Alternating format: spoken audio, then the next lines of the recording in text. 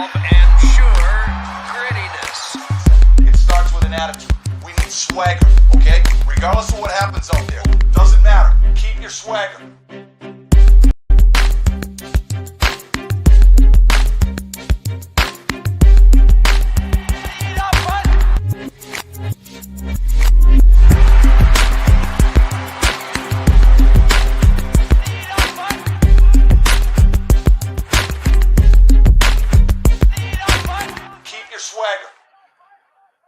Hello, everybody. Welcome to the Five Hole Fantasy Hockey Podcast, your final installment of the 2025 Dynasty Series, joined with Steve Kournianos, the draft analyst. Very excited to have you on today, Steve. Thanks for joining us, man. Oh, man, thank you for inviting me. I'm always excited to hop on a new podcast, or at least one that I haven't been on yet, and so looking forward to it. No, we would definitely appreciate it. I mean, it's draft day, so I can only imagine today is like booked to the gills for you. That's starting around 7. You're in Central Time. Yeah. So 6 o'clock for you.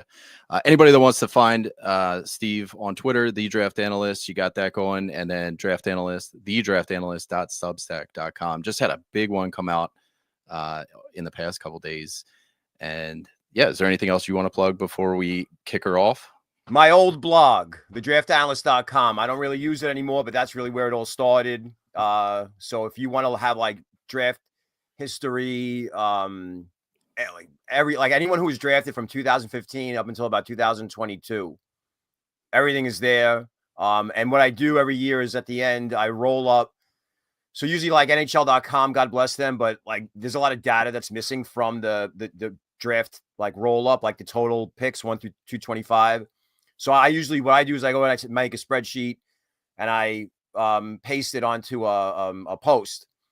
And it has like birthdays, nationalities. So really, if you're into like draft research and figuring out like trends and, which countries are drafting where and blah, blah, blah, you go there. So it's like, it's like the gray lady, it's on its last legs, but yeah. So draftanalyst.com. And then the Substack is where I do my current stuff.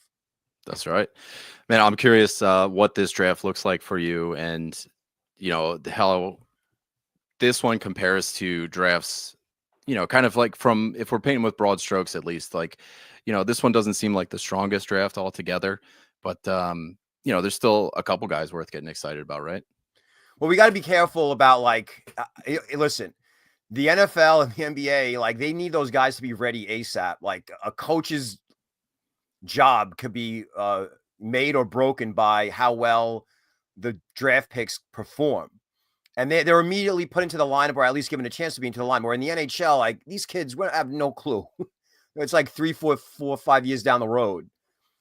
So it's really hard to label a draft as strong or weak, because we're not going to really find out until, like I said, 3, 4, 5 years down the road. And I think my lesson learned was 2017, where I kind of like was in line with the media narrative that it was weak. And it's like, yeah, I guess it is weak. And my justification was, well, the NTDP isn't strong and the Russian crop isn't that great. And look at the 2017 class now. You got Nick Suzuki, an 80-point, 90-point center, and he was in the middle of the first round. So we have to be careful with that.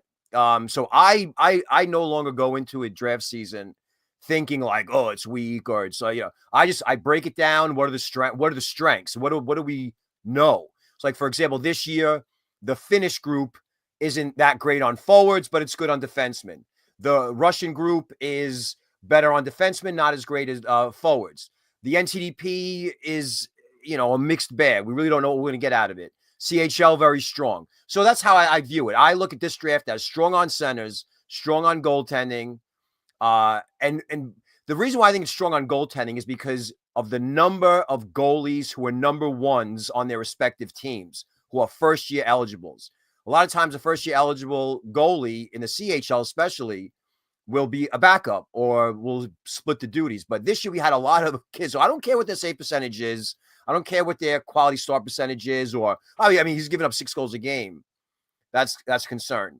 But like, it's all about, okay, this is a building block for the goalie. So I think that with all the Russian kids, the overages in Finland, the Quebec League, the WHL, it's a strong goalie draft.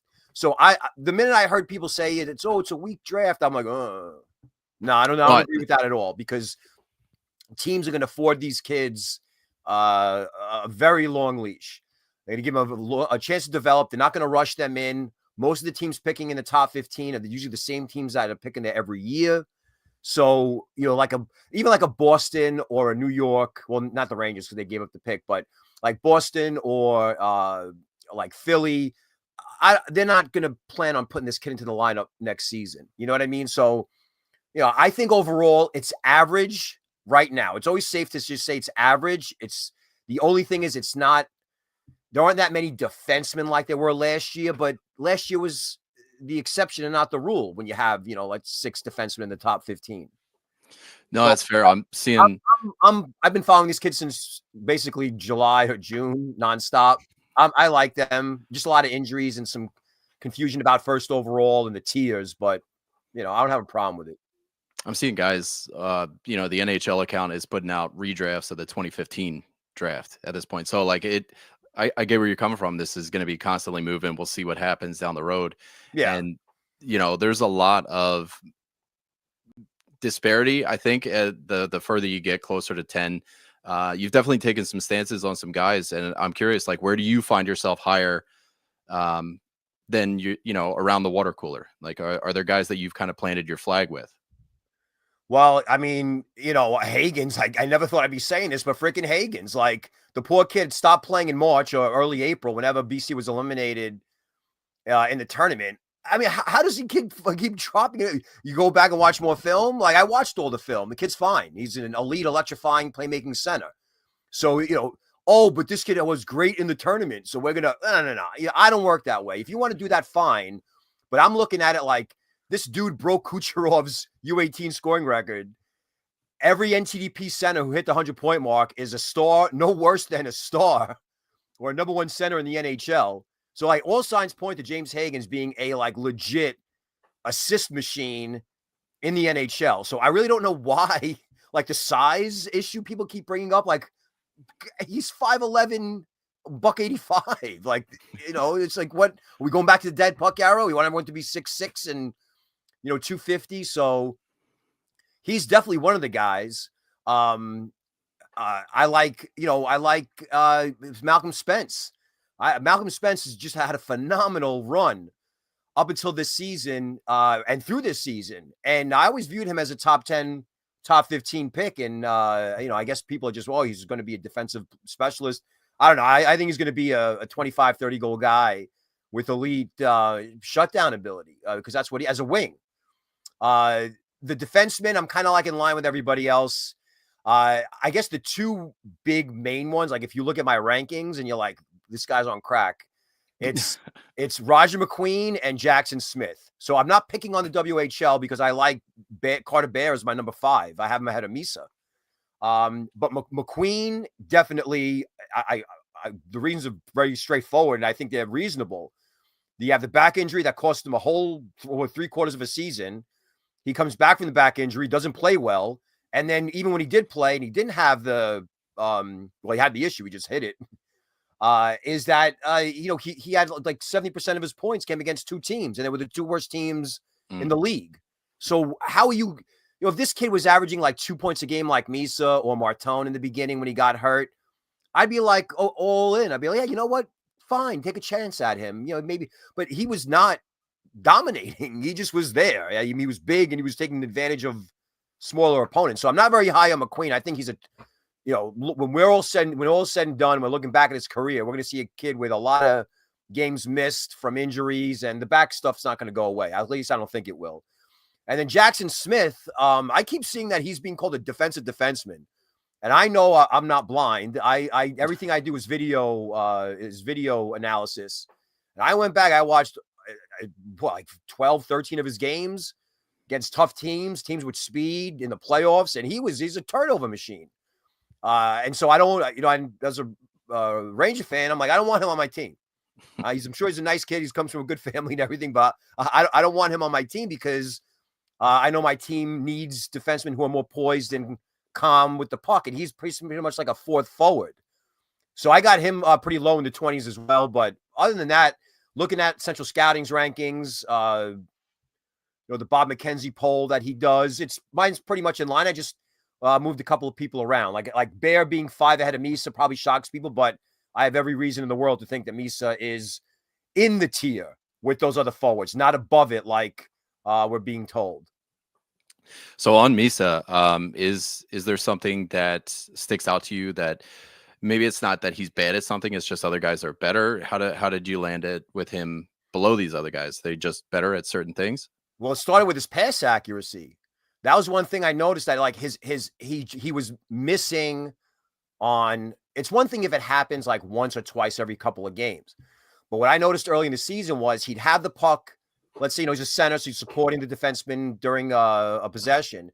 Well, then he'd get the puck and he'd have time and space, and now he's looking up ice. And he'd have open options, and he just missed them. He would just misfire. So then I had to go and watch more. This is part of the reason why this draft was so tiresome for me and wasn't as enjoyable in a way, was because these kids weren't, like Gavin McKenna had a perfect year. Jack Hughes, in my opinion, in his draft year had a perfect year. Austin Matthews had a perfect year. Celebrini, what a beauty that was. I mean, he basically said since November, last November, like, no, I'm going to be the number 1 pick. And he was phenomenal all the way through. We didn't get that with any of these kids this year. Every kid gave you a reason to doubt their upside or doubt their overall, I guess, prospects to be the first forward off the board. So it started with that. I thought there was some immaturity issues with the teddy bear toss thing, getting suspended for a game. People kind of swept that under the rug. My speculation is that I think that probably had to do with him not making Team Canada for the World Juniors, which is that's a red flag, by the way. If a kid is not picked to go to the camp, you know what I'm saying? It's not like he was invited to the camp and they were like, oh, well, he played really well, but it's just not his time yet. Like, they legit didn't invite him to the camp. And he was the CHL's leading scorer. I mean, can you imagine if we'll use like NFL terms, NFL draft terms. If there's like a big bowl game and they're making like a college all-star team and like they don't invite Shedeur Sanders, you know what I'm saying? It's like, why wasn't he invited? Well, if he's sick, fine, but he wasn't sick. He just literally wasn't invited. So and then you fast forward to the postseason, where they were saying he had an injured back, but his coach was double shifting him. So I don't know, who was wrong in that, whether Misa was asking to play or the coach was forcing him to play. But he was absolutely terrible in every facet you could think of. And Erie really took it to Saginaw. The only guy that kind of stepped up for Saginaw were like their secondary guys, like Carson Harmer and, of course, the big guy, Zane Parekh.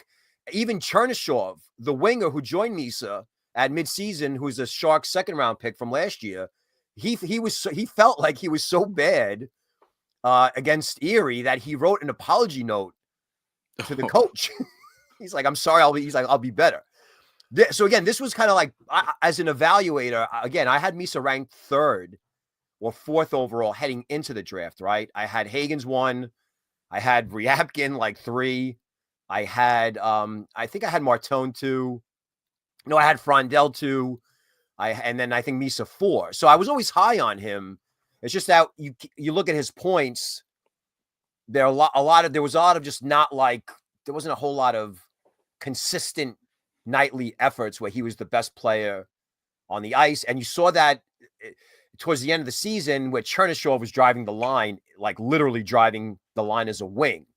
So I don't know. There's something that just kind of like, just going with my gut on this one. Yeah, but I definitely have the data and the eye test all to kind of verify everything that I believe. So do you think tonight is going to be like extremely volatile just based on all of this, like inconsistencies between all these players? Teams are going to be a little more, maybe not nitpicky, but they're going to pick and choose what they choose to ignore, what they choose to highlight in terms of their own evaluations. I mean, some of the, articles that I'm reading they're talking to like NHL scouts, and they have guys that I wouldn't even think, like Caleb Desnoyers as number 2. And so it just seems like there's a really wide spread, and any possible outcome could really kind of happen tonight. Are you expecting kind of a crazy draft? Like a lot of these draft boards that everybody's putting out, going to kind of get blown out of the water? I mean, it's a great question. And really, it's part of the reason why I'm exhausted because really, you have these kids were there were a lot of things with this draft class that was hard for me for the first time in the 10 years or 11 drafts that I've been doing this, in that there wasn't a clear-cut runaway number one. Schaefer was definitely heading that way until he got hurt. So we have to basically stick to what we know about him, which was he's one of the greatest defensive prospects we've ever seen, but he only played half a season. You know what I mean? Like, there was no grind. There was no playoffs. There was no like I would have liked to have seen Erie play London with, let's say, Schaefer in the lineup, or, you know, like that would have been a real test, you know, where you have this borderline generational defenseman. And I hate using that term, but that's how good of a generational in terms of the draft and a draft season. We never got a chance to see that with Schaefer. So now you have all these forwards, and I mean, everyone's different. Every team is different. I can't see the team scouts who cover these kids 45, 50 games a year coming away with the same opinions as bloggers and, you know, like people that just watch a couple of tournaments here and a couple of shift by shift videos. Like, it's just completely different.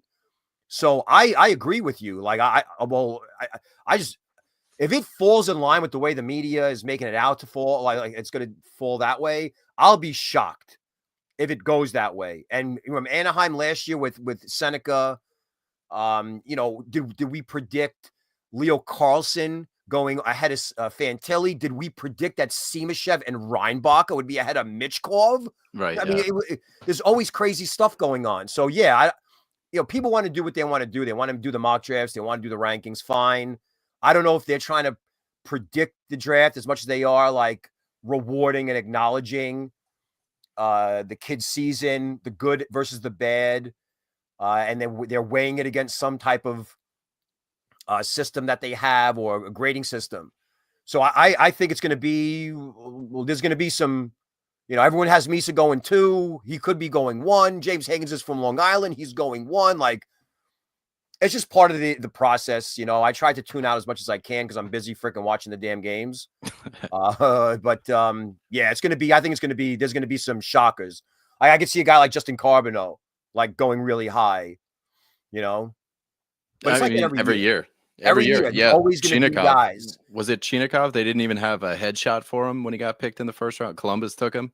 Yeah. And I knew him really well because he played for the Russian U18 program. I knew the team he played for in the MHL. And I was like, yeah, they were like shocked, and they panned the pick, but they panned the pick because they didn't know who he was. But it turns out he's a pretty decent, you know, for a middle to late first round pick, who's an overager, by the way, when he was drafted, to have he's an NHL regular. You know, I know he was hurt this year, but he's pretty good. There's going to be, I mean, I'm a Flyers fan, so I'm looking at number 6, and I think, you know, the tier might stretch from 2 all the way to 10. So I'm not worried too much. Yeah. It's going to be easy to get it right, but you know, the Philadelphia Flyers, man, they can just as easily get it wrong. Fuck. I'm looking, man, Montreal 2 back-to-back picks, Pittsburgh 2 back-to-back picks. Philly's got 3 in the first round. Columbus just as many. It seems like it's going to be. And apparently Long Island's looking to move up for Dobson or something like that.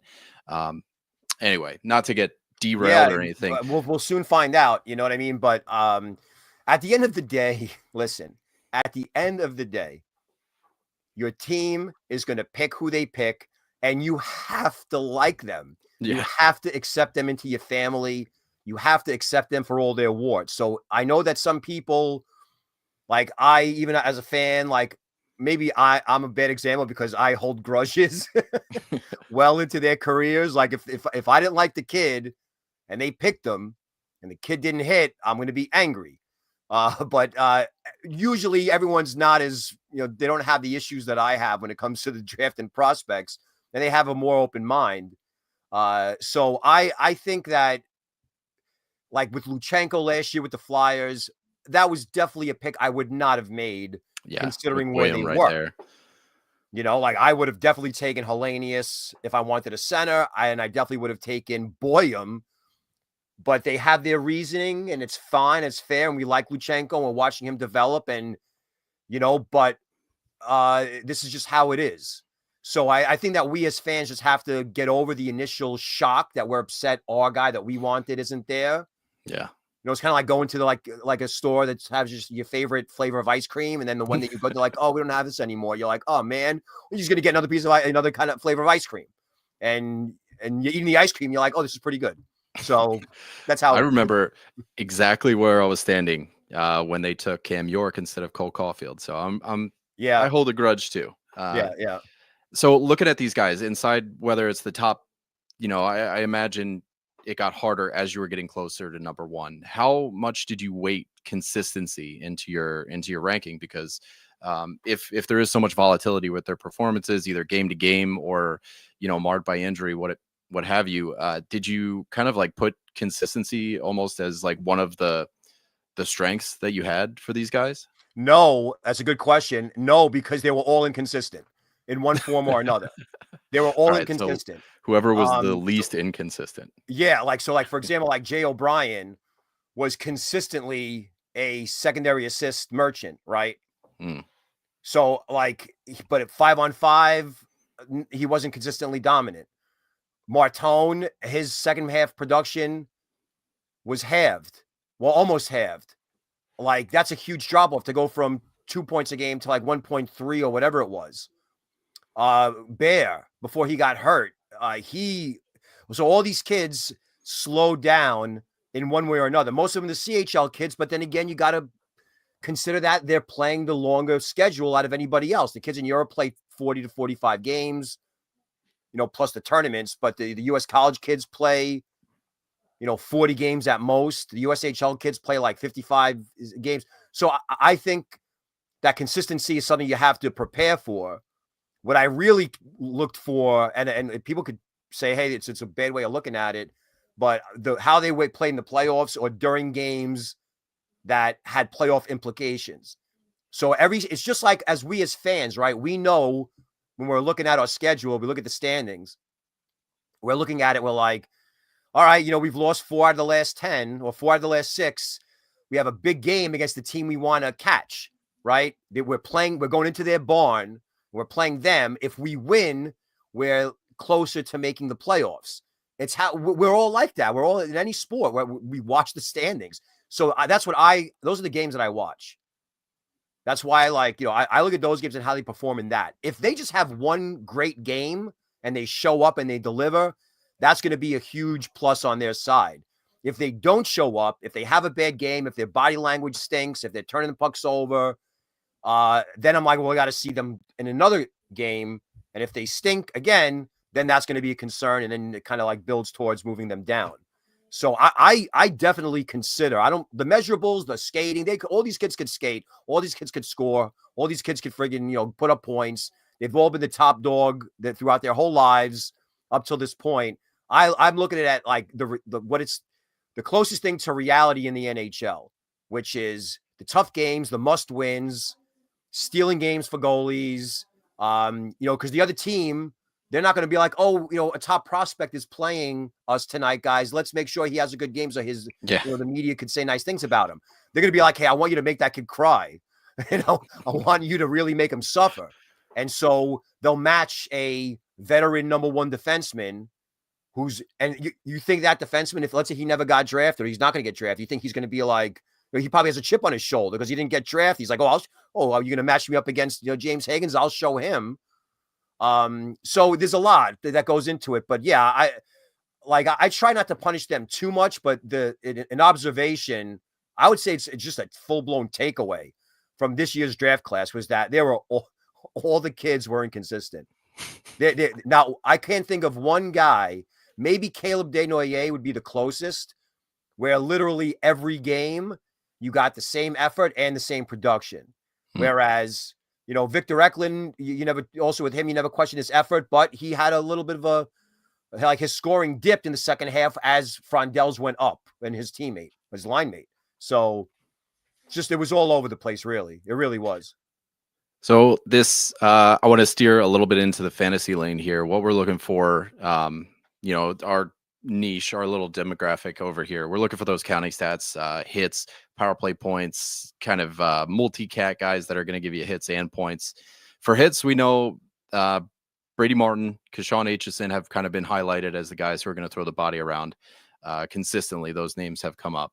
Is there anybody else that we're missing that might pad the stats for us in the hits column? Yeah, Jenborg in Sweden. So Jenborg, he didn't look great statistically speaking, and also like eye test wise, because I think he was on the third or fourth line for Sweden. But he is a power forward through and through, a wing, playing for Leksand or Linköping in the Swedish league. That he is a guy that like he's just a heavy hitter, but also he was one of the top goal scorers in the league. So he's probably going to be around the 30 to like 45 range. I don't see him going any lower than 45. But he's a kid that really, when it comes down to physicality, like always throwing his weight around.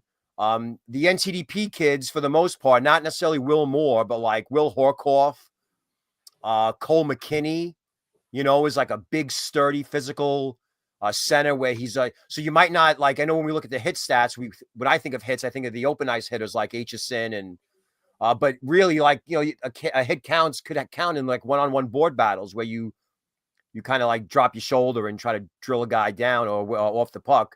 So this year's draft doesn't have that many of kids like that. Like when I was writing the reports, I'm like, oh, well, Justin Carbonneau's got a big frame and he's muscular and he's fast and he could shoot and he's probably going to score, 30 goals in the NHL. But, is he acting like a power forward? So there really aren't that many. Off the top of my head, like you might get like Eklund, for example. He would probably get you a bunch of hits and shot attempts, and because he's always involved in that type of board activity where he's going to always be battling for the puck. And so you might even get like 2 hits on one shift from him. So I apologize if I'm forgetting Martone. Could be physical too. You'll probably get hits with him. I gotta look at my list. Yeah, I mean Jack Nesbitt, because he's not necessarily like a consistently physical kid, but because he's big and he's a center, he likes to control the puck and be around it. So, I don't know if it's because the leagues have changed with their rules. There's less fighting. It's just I wouldn't say it's a kinder, gentler brand of hockey, but you're just not seeing that like the blood wars of the old days where you really saw kids. So I'm sure teams they tally it up. I'm not a big guy like to really focus on that. I see what I see. So usually with the overages, the other thing you got to worry about too with hits is that a lot of these kids will spotlight in front of the scouts, like Jay O'Brien, Jay O'Brien. Or Jake O'Brien. I always say Jay O'Brien.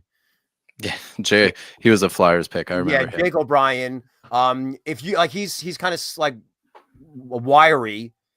But if you watch it like a given shift from him, he'll throw his whatever he has his weight around. You wonder like, is that really his game, or is he trying to like impress the scouts who are watching him? Like, oh, he's physical. But there are only a few, like I said, Martin, Jenborg. Guys where like the physicality is pronounced from a forward standpoint, and they're using it to separate dudes off the puck to make plays. I think it's limited.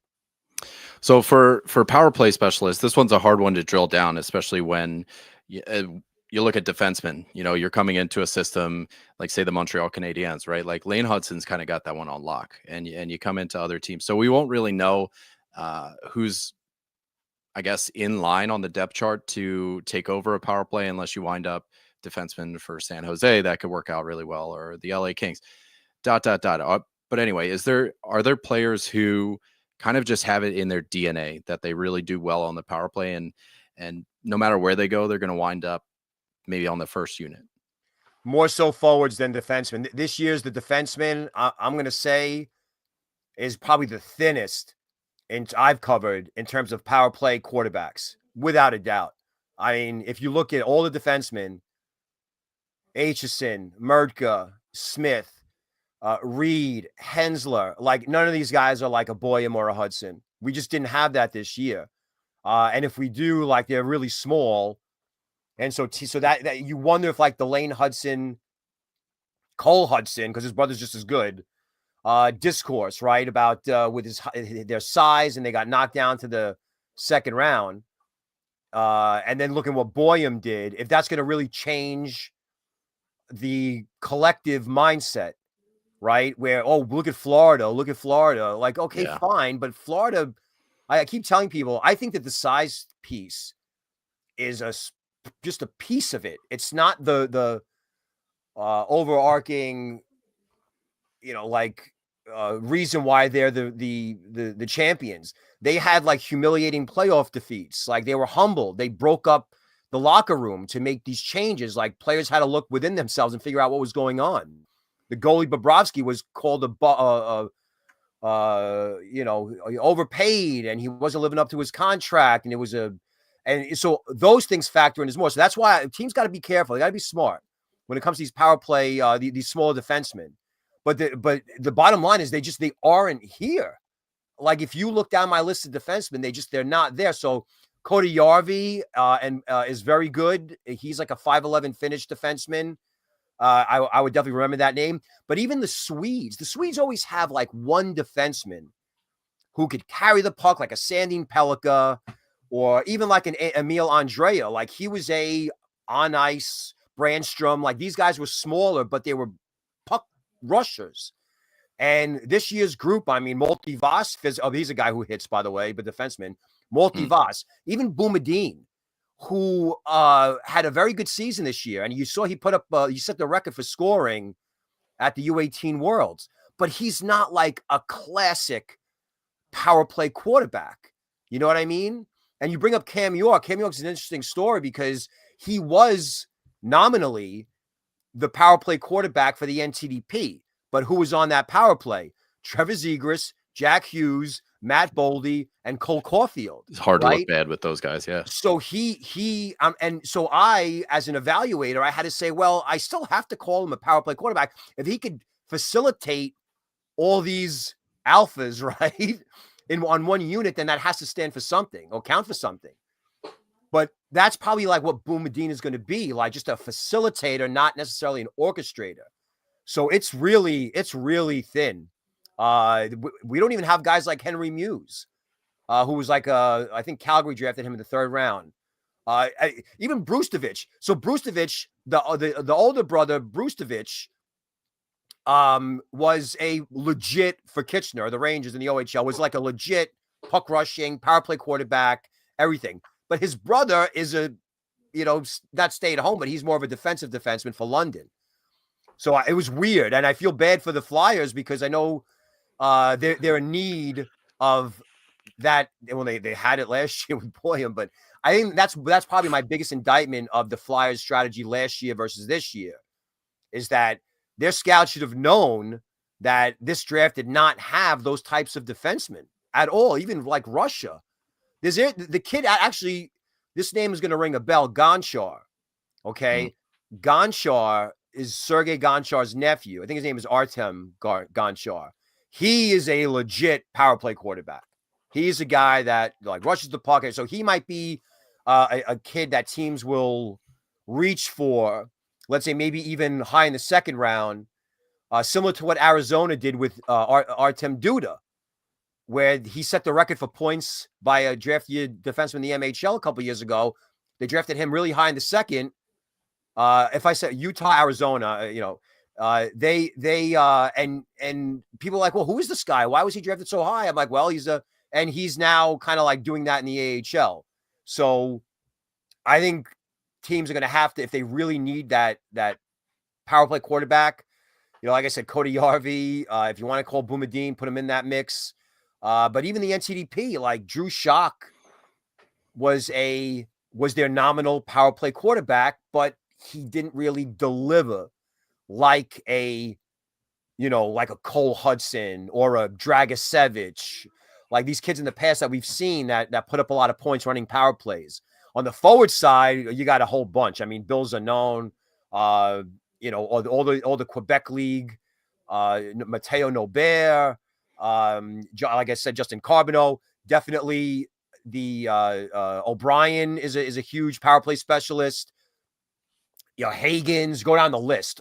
I think in a center heavy draft this year, like all these centers were running power plays, and pretty much all of them showed the ability to do it well. So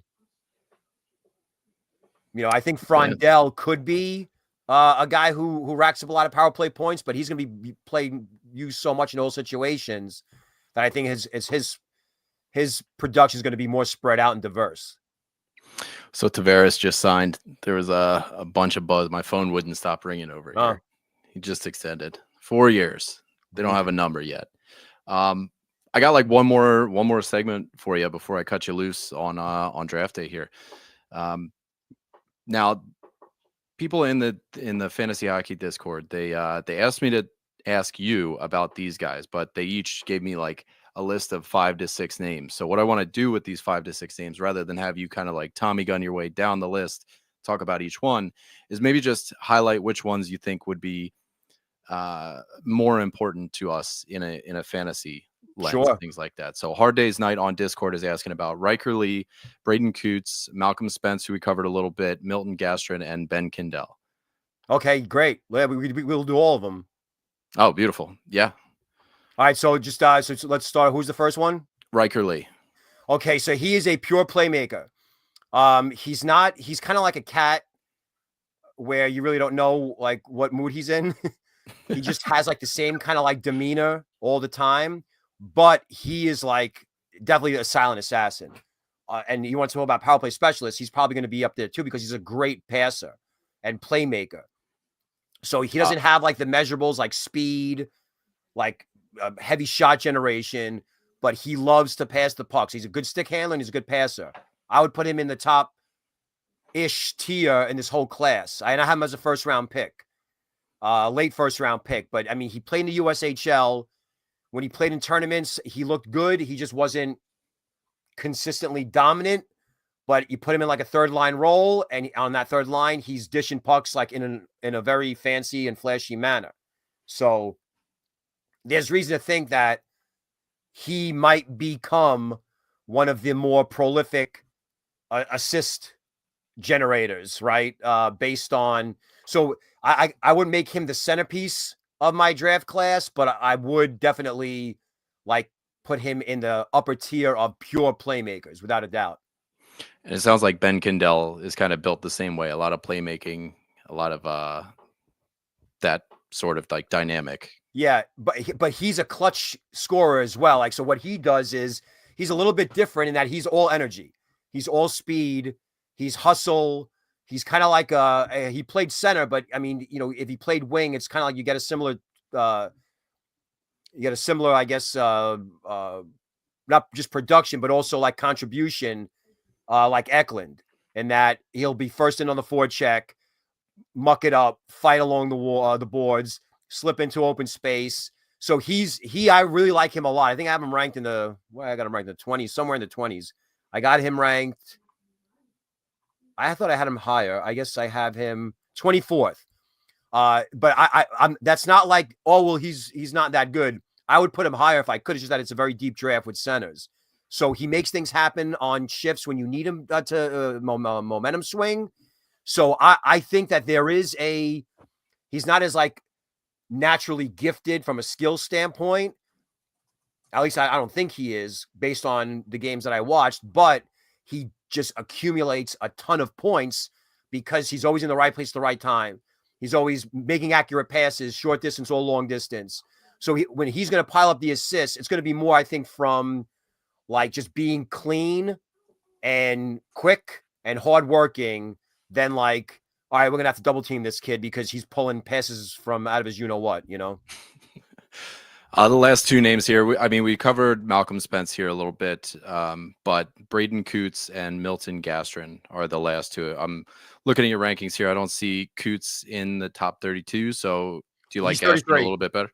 Yeah. So I had to make the decision between a lot of the centers, like Eric Nilsson. I bumped up. I'm higher on like Nestor Sill. So it was just, so I got Coots. I'll start with Coots. Seattle was rebuilding. Okay. They were powerhouse a couple of years ago, went to the Memorial Cup. and they're rebuilding. So they basically gave him the job of being the number one center, and he delivered. Okay. You look at the stats, you're like, oh, all right, point a game. Like, is it that great? Again, within the context of a team that's rebuilding and doesn't have a lot of firepower, the dynamic changed a little bit when they added Murtka. But I like the fact that this kid is just a great teammate. And I know you're like, if you're from a fantasy standpoint, like that means nothing to me, but I think it will because he's going to get a lot of ice time. He's going to be used a lot. So you didn't see like for example, like Jake O'Brien is just a brilliant passer. Like Martone, I think, brilliant passer, can be close to the net. So like, you know, picture a scenario where a guy is like, he's got his back to the net and there's like he's protecting the puck, that a guy like O'Brien will find the guy, eyes in the back of his head type stuff in the slot with, you know, on the back door. That's really not what Coots does.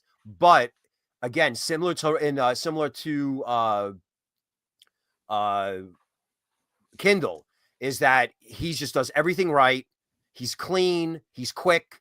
He makes a lot of things happen off the forecheck, and he can facilitate a power play from the half wall. So I do think that there is going to be. Listen, is he going to be? Is he going to be like you know, someone that is going to just put up points in juniors? I think the big thing for him is going to be next year. Like, and I know you're going to draft him. It's going to already be too late, but you want to see him be a 100-point guy next season. Now, Morgan Frost had really amazing post-draft numbers, right? He had similar production in his year in with Sault Ste. Marie in, was it 17?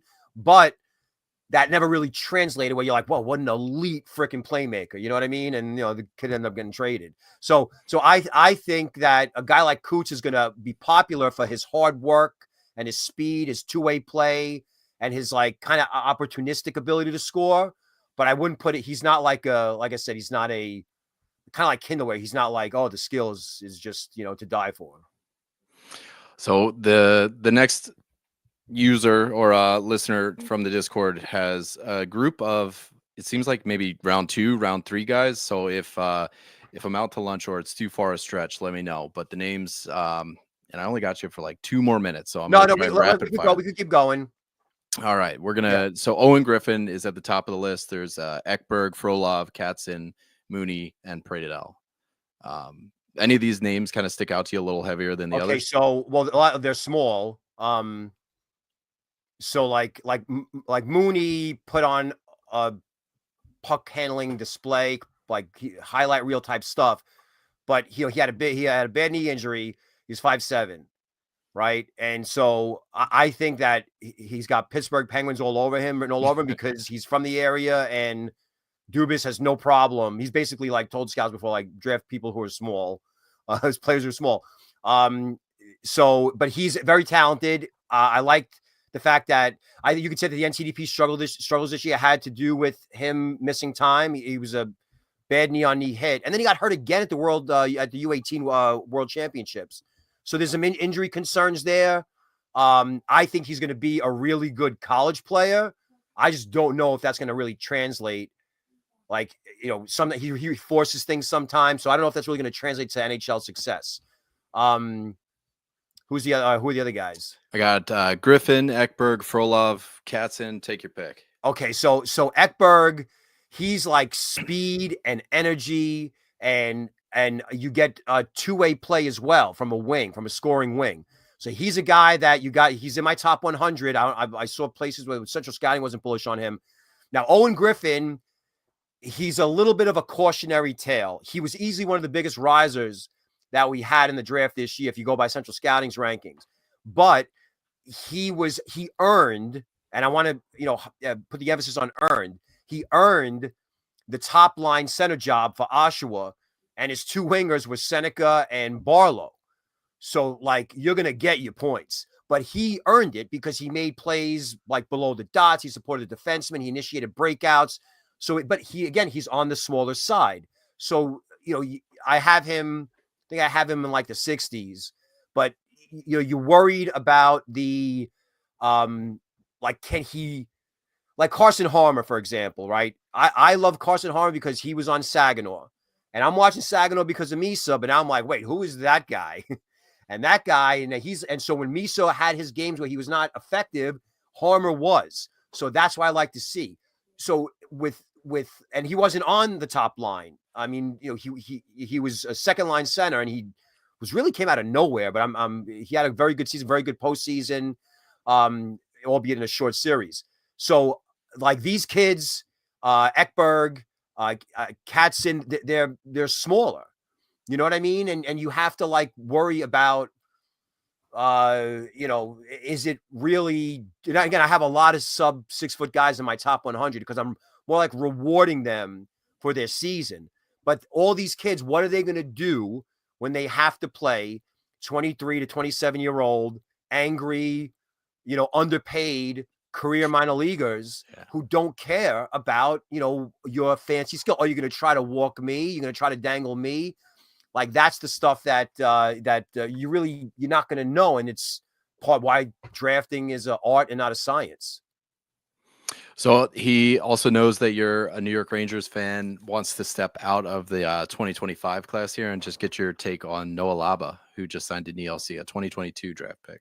Yeah, he was drafted as an overage. I remember I specifically tweeted when he got drafted. I'm not anti-overager because like I understand like the kids deserve another shot. It's just that you have to be careful that they're spotlighting because they know, oh my God, I got to get drafted. Where I don't think there's anything wrong with not getting drafted, going to college, tearing it up, and then getting a free agent contract. I mean, what's the difference? But Laba got drafted as an overager, and I thought like, wow, so this is definitely the type of guy that the Rangers need, a hard to play against 200-foot center with skill, with hands, with like good stick handling. So he deserved it. He was phenomenal in college. He was phenomenal in the USHL. I think it was a great find by the Rangers. Obviously, playing in the AHL, if you look at the type of team that the Rangers are trying to build down there, it's definitely one of the younger teams. They don't have a problem promoting the kids from the AHL, but I'd like to see him paired with like a skilled wing, like a super skilled, like a Perot, where Laba's going to do all the dirty work. He's going to do all the hitting. Do all the grinding, taking punishment in front of the net, stuff like that. But he has the skill and the vision, the IQ to make plays coming out of it. So he deserved it. I'm happy he got the contract. Well, that's awesome, man. I want to thank you for all your time today. Are you doing anything special for the draft tonight? I'm going to do like I do every year. Well, I used to do live streams. Now I'm like, forget about it. I'm doing a running live blog. Okay. So, and I like I like to keep it humorous. It's going to be some commentary on not just the picks itself. So that's going to be a lot of fun. And then tomorrow is, freaking the worst day. Do you know that tomorrow, if people are in Los Angeles, that day 2 starts at 8:00 in the morning. So think about the turnaround. You got to go from day 1 ending around, local time. It's going to, it's going to end early local because it's West Coast, but still like you got to wake up at like 6 in the morning. It's insane. It's insane that they do this. And then they all leave. But the good thing about the decentralized stuff this year, and I talked about it on my podcast last night, is we're going to get more feedback interview-wise. Usually like the GMs and the scouts, like they can't wait to leave. And so it's rush. I think because they're all going to be in their own war rooms and their own headquarters that they have. And I think the NHL send out all the links to the Zoom meeting. So, if the media could hop right in, and they'll post it all on the team website. So we'll have a lot of access to the kids. So really for me, the schedule is going to be live draft blog today. I'm going to probably live tweet every pick tomorrow during day 2 as best as I can, because on TV, they don't give you anything.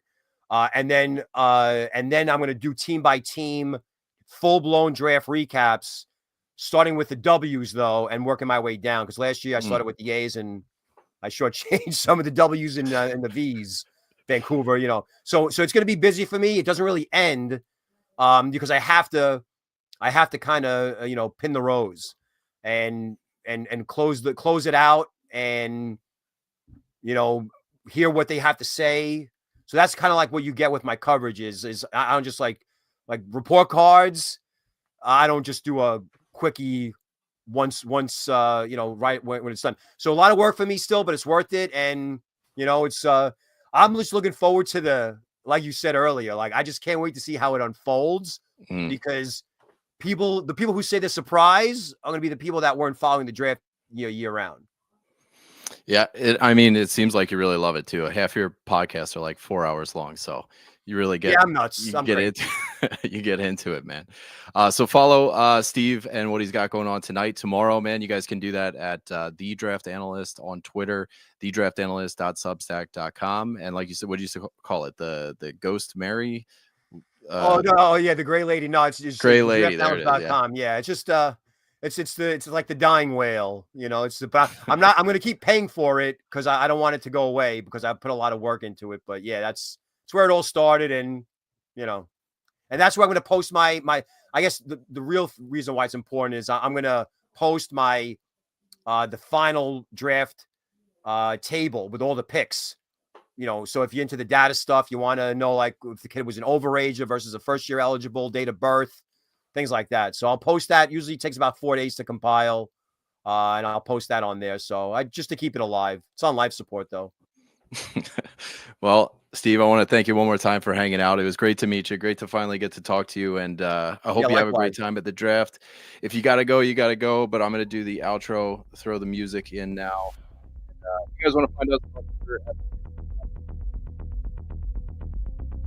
welcome to join in on the chat there. We're going to have stuff through the draft. And we got mock drafts coming up later this week. We're going to start compiling our own data, average draft position, and see how that changes through the offseason. So I hope you guys liked the Dynasty Series. What a way to kick it off here. The finale with Steve Kournianos, the draft analyst. So fantastic to have you, man. Thanks again for making time for us. I hope you have a good rest of the day. Yeah, likewise, man. Be safe. Take care. Thank you. Likewise. See ya. All right.